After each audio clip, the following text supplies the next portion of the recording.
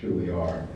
As you know, these are unprecedented times, both in the economy, nationally, and needless to say, in the state of Iowa, and communities like Mason City. I was just talking when I came in with a couple of people about the economic climate here, the loss of plants and jobs, and that's been a story that's being told around the country. But I mean, we were talking about Ben Bernanke's comments last night on 60 Minutes. I'm sure a lot of you heard it.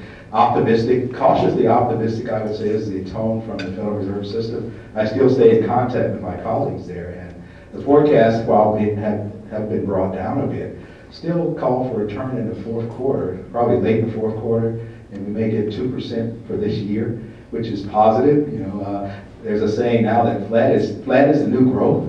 So that would be really phenomenal if we did get the 2% that the FOMC is forecasting. And then next year, of course, we're talking about moving back towards the potential for the economy, which is around 3.5% to 4%. So that would be quite amazing. And if the stimulus does work, which we all hope it does, and we're going to be back on a path of solid, sustainable growth for a while. And of course, the Fed's challenge would be to take some of that liquidity out that's been pumped in. Tremendous amount of liquidity thrown at these problems, of course, and that's what many economists say you really need to do. And the question is, are you doing enough? And we're doing quite a bit, and some people are upset with how much is being done. But clearly, if you go back through history, these kind of problems take a huge dose of stimulus, and then, of course, the key is not to make it permanent, to take it back in a rational way.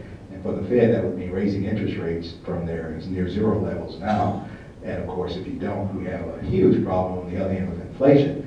So we want to make sure that the Fed is not asleep at the wheel. And of course, according to Chairman Bernanke, there are plans underway to try to take it back in a rational way.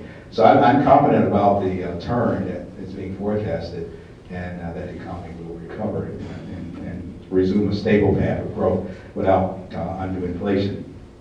So it's a tough